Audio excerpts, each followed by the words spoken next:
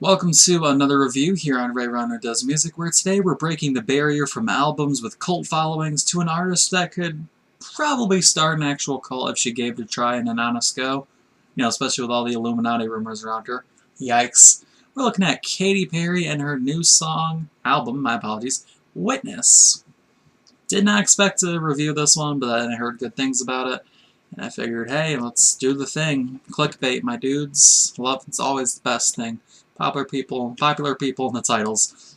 Best review, 10 out of 10. It was albums not 10 out of 10. Alright, we're looking at Katy Perry's album Witness.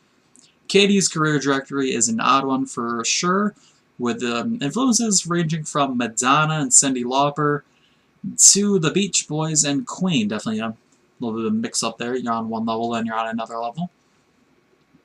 Nowadays, she is a household name, with many of her videos reaching well over 100 million views, such as Firework, Teenage Dream, The One That Got Away.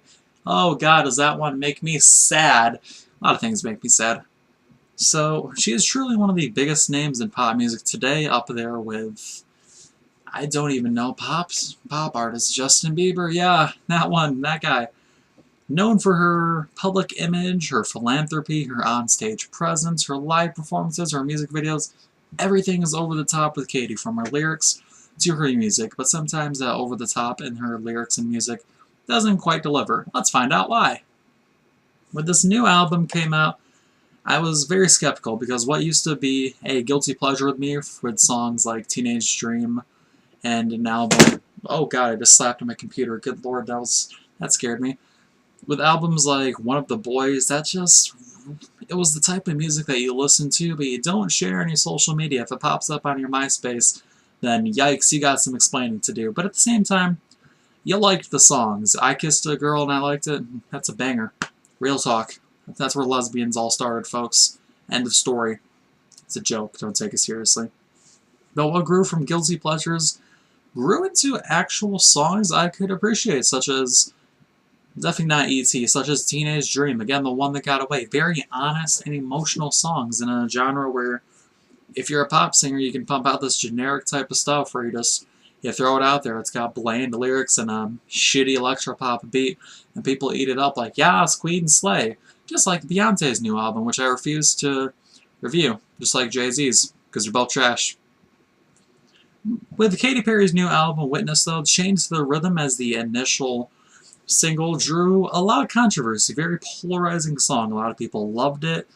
They loved the whole inclusion of Skip Marley, a very out of nowhere but very fitting feature. A lot of people hated it because it was more synth poppy than Katy's original just bubblegum pop. But you got to evolve as an artist, and some artists can do it well, such as, Weeknd's Romans, That Is Murder, Dance Gavin Dance. Then some artists flop, like Slaves and Slipknot. But I just named off a bunch of genres that have nothing to do with Katy Perry and pop. And I keep going off track, so let's just dive headfirst into this. So like I said, Chained to the Rhythm was at release and still is one of the top 5 tracks on this album. But with every top 5, there is a bottom 5. Okay, more than 5. This album has the top 5 songs, and then the rest are actually pretty god-awful, let's be completely honest here. Let's talk about Bon Appetit and Swish Swish. Bon Appetit. I cannot say that word correctly, and I don't think anyone ever will be able to. So on both of those songs, you have features from Migos, and then a feature from Nicki Minaj, and both come into the bad song spectrum for opposite reasons. Nicki Minaj on Swish Swish steals the track from Katy, which was definitely the most lyrically bland and musically tasteless song on the entire album, with a very just lazy dun dun dun dun dun dun dun dun for the beat. Ugh, it gets stuck in your head. It's that kind of annoyingness that just gets stuck in your head, and you find yourself tapping to the feet, and you're mouthing the lyrics, and you're thinking to yourself, wow, what happened to good music? And then Nicki Minaj comes out of nowhere, and in a very surprising move, delivers some of the best lyrics on this song. Way better than what Carrie's putting out there. Swish, swish, bitch. Yeah, no, Nicki's coming here to save the day for once. Never thought I'd say that in my life. Never thought I'd even hear that in my life. But then you have Bon Appetit, where Katy's actually doing a very good job holding her own. Could have done the entire song without a feature. Then Migos comes in, a very mediocre band, doing mediocre music, and destroys the entire thing. Just takes it apart. While Nicki Minaj had amazing lyrics that stole the show, Migos takes the show, beats it half to death, takes its change, kicks it in the face a couple times, takes 2 of the teeth as a prize, most notably the canine and the wisdom tooth, and leaves you for dead in an alley. That's what Migos does to this song, and almost did to this album, but there are some very good points on this album. Let's talk about Pendulum, and I have to look for it here because I haven't listened to the album in about a week now. Hey, Hey, Hey. Now, looking at those 2 song titles, those things seem very cliche, and just, you would probably throw them away at initial glance because you're like, oh, I don't want another Hey, Hey, Hey, or a Pendulum. Oh, look at me, I'm deep and emotional when really I'm just putting out a song for the sake of it. Nope, that would be more Miss You More, but Pendulum is very lyrically heartwarming and touching without being overly sappy and laden with stereotypes that you find in pop music. And then, contrarily, Miss You More is essentially, hey, I'm sad, here's a piano piece. G note. And that's all the album really serves for. The song serves for. I keep mixing up the word album and song. Take a shot every time Hunter stutters or fucks up a word in a review. I guarantee you'll be blasted by video 3. A lot of the moments on Miss You More and just this album in general feel very forced, and that's coming from a person who listens to metalcore and the genre is very force yourself to be edgy in order to get yourself noticed. That's really coming from a deep, dark place there.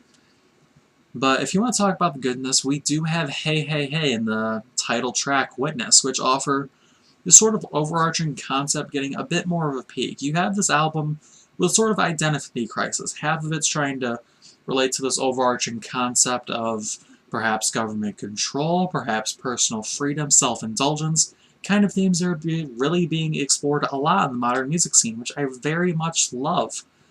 And then you have songs like, again, Swish Swish, which you're in the alley and you're getting beaten to death by Migos. I don't want to be beaten to death by a bunch of people named Migos. Do you want that? I don't want that.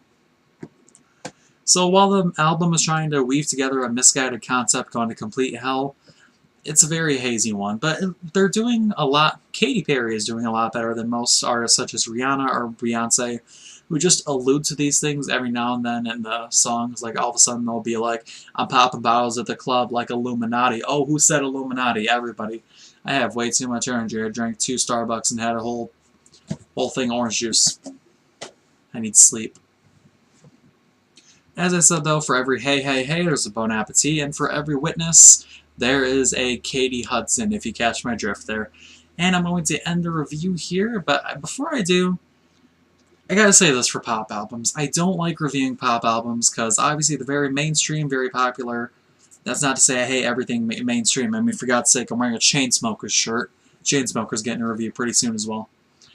But with albums like this, it's very hard to review and dispute some of the ideas and concepts on the albums because it's very hard to get a decent argument going because you either have somebody on one side of the spectrum where they very much love the album, or you have someone on the other side of the spectrum who will condemn that album to the ends of the earth. But I'm here to give a proper review for the album. Hopefully I did it well.